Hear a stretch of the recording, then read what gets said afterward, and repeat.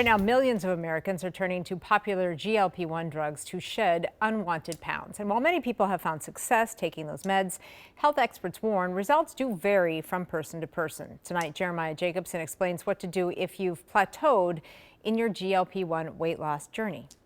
The amount of weight one can lose with GLP-1 drugs varies from person to person. But what should you do if the weight stops coming off? I think the key message from the doctors we talked to: now is not the time to come off the medication.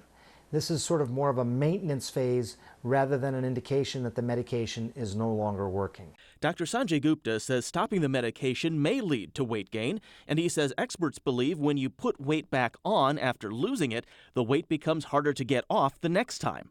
That's why he says to avoid this back and forth type of weight loss.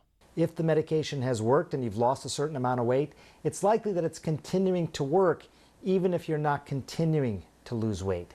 That is sort of the very nature of a plateau.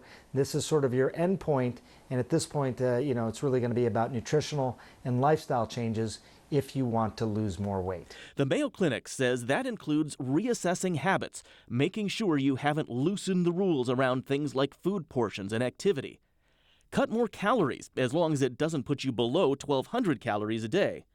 Step up your workouts. 150 minutes of moderate aerobic activity like walking or 75 minutes of vigorous aerobic activity like running per week is recommended.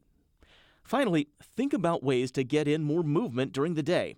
Even doing yard work can help to burn more calories.